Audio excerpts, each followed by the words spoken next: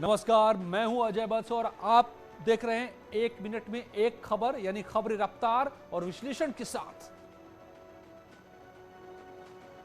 लखीमपुर हिंसा पर supreme court में सुनवाई हुई और सुनवाई के दौरान सुप्रीम कोर्ट ने जांच पर सवाल उठाए, जिसके बाद कांग्रेस महासचिव प्रियंका गांधी ने सरकार को घेरने का प्रयास किया।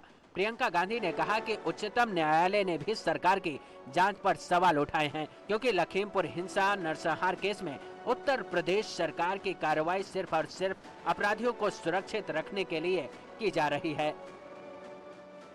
आज उच्चतम न्यायालय ने स्पष्ट कर दिया है कि लखीमपुर खीरी के नरसंहार के केस में उत्तर प्रदेश सरकार की कार्रवाई सिर्फ और सिर्फ अपराधियों को सुरक्षित रखने के लिए की जा रही है। प्रधानमंत्री जी, मुख्यमंत्री जी, आप किसको बचा रहे हैं? मुख्य अपराधी के पिता आपके साथ मंच पे खड़े रहते हैं, आपके साथ प्रोग्रामों में जा रहे हैं और उच्चतम न्यायालय कह रहा है कि कार्रवाई ठीक से नहीं हो रही है, सिर्फ अपराधियों को सुरक्षित रखने के लिए हो रही है। आप क्या संदेश दे रहे हैं इस देश को? लखीमपुर हिंसा पर आज सुप्रीम कोर्ट में सुनवाई हुई। सुनवाई के दौरान सुप्रीम कोर्ट ने जांच पर सवाल उठाए हैं। सुप्रीम कोर्ट ने सरकार से पूछा कि स्टेटस रिपोर्ट में नया क्या है और दोनों एफआईआर में क्या अंतर है। साथ ही कहा कि दोनों एफआईआर की अलग अलग जांच हो। हरीश साल्वे ने यूपी सरकार का पक्ष रखते हुए कहा कि दोनों मामलों की अलग जांच हो रही है। वहीं सुप्रीम कोर्ट ने कहा कि जांच में निष्पक्षता और स्वतंत्रता जरूरी है और हम मामले की जांच की निगरानी चाहते हैं और जांच की निगरानी के लिए हाईकोर्ट के जज के नाम सुझाए हैं। मामले में शुक्रवार को अगली सुनवाई होगी। आज चीफ जस्टिस जी का ये भी कहना था कि मामला चूंकि पेचीदा होता जा रहा है, कई घटनाओं के उसमें जिक्र होती जा रही है, जिसको देखते हुए उन्होंने कहा कि क्यों ना कल शाम को ही हम जो इसको जो है मैटर पे कोई ऑर्डर पास करें, सुनवाई करें। जिस पर जो है हरीश साल्वे जी ने कहा कि अभी नहीं, तो फ्राइडे को शायद निर्धारित की गई है और ये कहा गया है कि आप इस बारे में अपना विचार कर लें और ताकि हम सारी चीजों के बारे में जो अपना निर्णय दे सकें। सहारनपुर के मंडी इलाके में पुलिस के स्मैक तस्करों के साथ मुठभेड़ हो गई। मुठभेड़ के बाद पुलिस 3 स्मैक तस्करों को गिरफ्तार किया। तस्करों के पास से पुलिस को 1150 ग्राम स्मैक बरामद हुआ है, जिसकी अंतर्राष्ट्रीय बाजार में कीमत लगभग 1 करोड़ 25 लाख रुपए है। इसके साथ ही 13 मोबाइल फोन, 3 अवैध तमंचे समेत 58,000 रुपए भी बरामद हुए। वहीं तस्करों के 2 साथी अभी भी पुलिस की गिरफ्त से बाहर चल रहे हैं, जिनकी पुलिस तलाश कर रही है।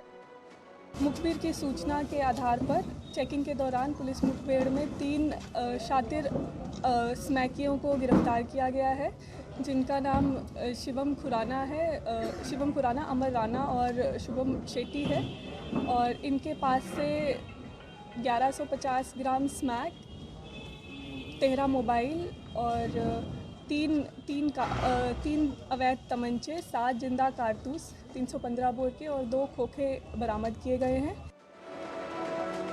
पश्चिमी उत्तर प्रदेश के कुख्यात बदमाश सुशील मूछ ने सोमवार को पुलिस के एनकाउंटर के डर से मुजफ्फरनगर की गैंगस्टर कोर्ट में आत्मसमर्पण कर दिया। सुशील मूछ के साथ उनके एक साथी ने भी सरेंडर किया है, जिसके बाद कोर्ट ने दोनों बदमाशों को न्यायिक हिरासत में जेल भेज दिया। दरअसल 2001 में सिविल लाइन इलाके में हुए डबल मर्डर और मिलावटी शराब तस्करी के मामले में बदमाश सुशील मूछ और उनके साथी कंवरपाल पर पुलिस ने गैंगस्टर की कार्यवाही की थी, जिसमें सुशील मूछ लंबे समय से फरार चल रहा था, जिसमें दोनों बदमाशों के खिलाफ कोर्ट ने गैर जमानती वारंट भी जारी किया है। सुशील मूछ ने आज 2 केसेस में सरेंडर किया। 2 अलग अलग मामले थे। एक मामला सिविल लाइन का था 2001 का और दूसरा मामला थाना भोपा का था 2003 का। और इन दोनों ही केस में सुशील मूछ के NBW जारी थे कोर्ट से और आज उसी में सरेंडर किया। और सुशील मूछ के साथ एक और अभियुक्त जो सिविल लाइन के केस में है वो कुंवरपाल हैं, पुत्र टीकाराम, अग्रसेन बिहार निवासी हैं। इन दोनों ने आज सरेंडर किया।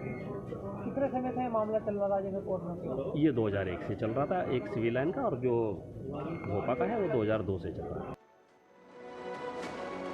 कानपुर में जीका वायरस के संक्रमण को लेकर स्वास्थ्य विभाग ने अब तक 80,000 घरों की स्क्रीनिंग की है। इन सब के बीच दिल्ली से आई टीम भी मच्छरों को पकड़ने में लगी है ताकि उनको यहां से दिल्ली भेजा जा सके। स्वास्थ्य महकमे के अधिकारियों की माने तो अब तक 250 से ज्यादा मच्छरों को पकड़ा जा चुका है और उन्हें 20 बॉक्स में रखकर स्पेशल AC ट्रेन के जरिए दिल्ली भेजा जाएगा और इनकी रिपोर्ट आने के बाद आगे की कार्रवाई की जाएगी। राहत की बात यह है कि बीते 24 घंटों में कोई पॉजिटिव केस नहीं आया है। जीका वायरस भले ही अधिकारियों के लिए जीका जंजाल बन चुका हो, मगर फिलहाल पिछले 24 घंटों में कोई भी केस सामने नहीं आया, जो अधिकारियों के लिए राहत भरी खबर है। मगर जिस प्रकार से पहले 84 मच्छरों को भेजा गया था, इस बार फिर 250 मच्छरों को पकड़कर एसी ट्रेन से माध्यम से 6 सदस्यीय टीम लेकर दिल्ली जाएगी और उनकी टेस्ट रिपोर्ट के बाद ही आगे की कार्रवाई की जाएगी। फिलहाल इन सब के बीच लोग डरे और सहमे हैं। हालांकि भले ही कोई अभी पिछले 24 घंटे से सामने है, लेकिन आप घरों पे सन्नाटा इस बात का गवाह है कि लोग अभी वाकई डरे हुए हैं। शामली के बाद रामपुर पहुंचे सीएम योगी ने रामपुर को करोड़ों की सौगात दी है। सीएम ने लोगों को संबोधित करते हुए कहा कि पहले चेहरा देखकर काम होता था, लेकिन अब बिना भेदभाव के विकास हो रहा है। इसके साथ ही आजम खान का नाम लिए बिना कहा रामपुर की विरासत को खत्म करने की साजिश की गई। इसके साथ ही कहा जो अवैध कब्जा करेगा वो कार्रवाई के लिए तैयार रहे और हम किसी भूमाफिया को अवैध कब्जा नहीं करने देंगे। कि विकास और कल्याणकारी योजनाओं में भेदभाव नहीं, लेकिन अगर किसी ने पर्व और त्योहारों में व्यवधान पैदा करने का प्रयास किया, अगर किसी ने प्रदेश के अंदर शांति और सौहार्द को बिगाड़ने का प्रयास किया, तो सख्ती के साथ निपटने और पेशेवर माफिया और अपराधियों के अवैध कमाई पर शासन का बुलडोजर हमेशा तैयार रहता है। जो भी शासकीय संपत्ति पर, गरीबों की संपत्ति पर कब्जा करने का दुस्साहस करेगा, तो फिर उसको इसकी भरपाई भी करनी पड़ेगी।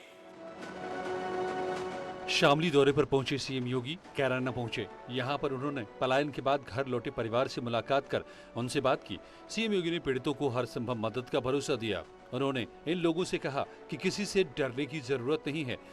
सीएम योगी ने कहा कि अब पलायन कराने वालों का पलायन होगा। कैराना कस्बा आपराधिक गतिविधियों का नहीं बल्कि विकास की प्रक्रिया के साथ तेजी के साथ आगे बढ़ा है। यहाँ की जो मांग थी कि यहाँ पर अक्सर जाम होता है, आज बाईपास बन रहा है। औद्योगिक इकाइयों का यहाँ पर पुनर्गठन के साथ साथ नई इकाइयाँ लग रही हैं।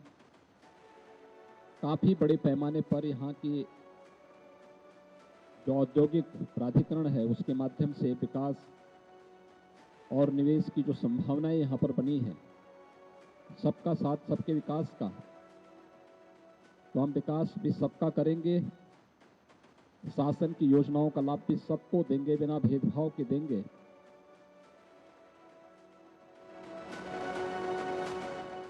इसके साथ ही सीएम योगी ने कहा कि अब कोई दंगा करने की कोशिश करेगा तो उसकी कई पीढ़ियों को अंजाम भुगतना पड़ेगा। साथ ही उन्होंने चेतावनी दी, अगर कोई व्यापारियों, महिलाओं या किसी भी नागरिक को परेशान करेगा तो उसकी खैर नहीं। भाइयों बहनों, ये हमारे लिए राजनीतिक मुद्दा नहीं हो सकता है, ये हमारे लिए अस्मिता का मुद्दा है, आन वान और शान का मुद्दा है। हम किसी के सम्मान के विरुद्ध कोई कार्य नहीं करेंगे, लेकिन कोई हमारी अस्मिता को ठेस पहुंचाने का प्रयास करेगा, बहन बेटियों की इज्जत के साथ खिलवाड़ करेगा, निर्दोष व्यापारियों का उत्पीड़न करेगा, अराजकता की स्थिति पैदा करेगा, दंगा भड़काने का प्रयास करेगा, तो उसकी आने वाली कई पीढ़ियां भूल जाएंगी फिर कि कैसे दंगा होता है और कैसे सुरक्षा के साथ खिलवाड़ होता है। निषाद पार्टी के राष्ट्रीय अध्यक्ष संजय निषाद ने भगवान राम के जन्म के बारे में विवादित बयान दिया। संजय निषाद का कहना है कि भगवान राम राजा दशरथ के बेटे नहीं थे। राम और निषाद राज का जो जन्म है वह मखौड़ा घाट पर नियोग पुत्रेष्ठ कामी यज्ञ में नियोग विधि से खीर खिलाने के बहाने हुआ। खीर खाने से तो कोई बच्चा हो नहीं जाएगा ना, तो एक तरीका था, एक सम्मानजनक तरीका था। उससे कहते हैं कि दशरथ के वो तथाकथित पुत्र है, असली पुत्र वो श्रृंगी ऋषि निषाद। संजय निषाद के भगवान राम को लेकर दिए गए एक बयान पर बवाल मच गया। समाजवादी पार्टी के प्रवक्ता अनुराग भदौरिया ने बीजेपी से पूछा है कि पार्टी बताए कि संजय निषाद झूठ बोल रहे हैं या सच। डॉक्टर संजय निषाद जो बात कह रहे हैं, अब इस बात में भारतीय जनता पार्टी की जिम्मेदारी बनती है कि वो आके उत्तर प्रदेश की जनता और देश की जनता को बताए कि वो झूठ बोल रहे हैं या सच बोल रहे हैं, क्योंकि भारतीय जनता पार्टी की वो सहयोगी दल है। तो वहीं इधर AIMIM के चीफ ओवैसी ने भी जवाब मांगा है। ये तो मोहन भगवत को बताना पड़ेगा, जो DNA एक्सपर्ट है, RSS के मोहन भगवत को बताना पड़ेगा ये बात। सीएम योगी कल शाहजहांपुर के दौरे पर जाएंगे। यहां पर वो 2 जनसभाओं को संबोधित करेंगे। दोपहर 12 बजे जलालाबाद में और दोपहर 2 बजे शाहजहांपुर शहर में सीएम योगी की जनसभाएं होंगी। इस मौके पर वो जिले को 101 विकास योजनाओं की सौगात भी देंगे। वहीं बरेली मोड़ पर बिशन सिंह सेठ की मूर्ति का अनावरण करेंगे। सीएम योगी के दौरे से पहले कैबिनेट मंत्री सुरेश खन्ना और जितिन प्रसाद ने कार्यक्रम स्थल का निरीक्षण किया। माननीय मुख्यमंत्री जी का आगमन जलालाबाद में होगा। हमारे जिले के प्रभारी मंत्री कपिल देव अग्रवाल जी भी आए हैं। जिलाध्यक्ष पूरी सहायक लोग हमारे जिले के सब देख रहे हैं और पूरी व्यवस्था होगी। ऐतिहासिक रैली होगी और माननीय मुख्यमंत्री जी का शाहजहांपुर की धरती पर स्वागत भी है और उनके आने से पार्टी को और यहाँ क्षेत्र योजनाएं की घोषणा भी होंगी और लोकार्पण भी होंगे।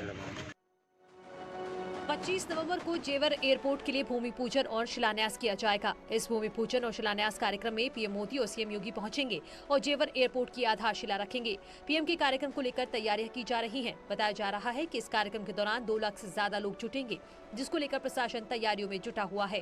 वहीं आज मौके का मुआयना करने के लिए कमिश्नर गौतम बुद्ध नगर आलोक सिंह, जेवर विधायक Dhirendra Singh, Yamuna authority CEO doctor Arunvir Singh और डीएम सुहास एलवाई के साथ एयरपोर्ट निर्माता कंपनी ज्यूरिख के प्रतिनिधि समेत आला अधिकारी मौजूद रहे। जहां बहुत पिछड़ा हुआ यह इलाका था, तो 2017 से पहले देश के प्रधानमंत्री यहाँ आएंगे। भूमि पूजन के बाद एयरपोर्ट का जो कार्य है वो सुचारू रूप से आरंभ हो जाएगा। वहीं कहा जा रहा है कि एयरपोर्ट के बन जाने के बाद जेवर समेत दूसरे पड़ोसी राज्यों को भी रोजगार मिलेगा और तरक्की होगी इस क्षेत्र की, तो लोगों की एक बहुत बड़ी ख्वाहिश पूरी होने जा रही है।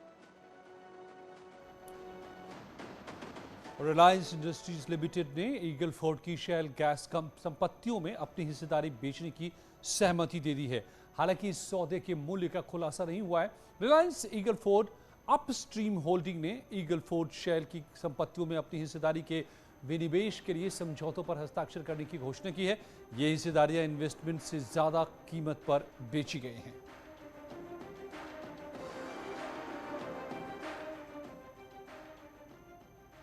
और कुछ ही पलों में जारी है यहाँ खबरों का सिलसिला।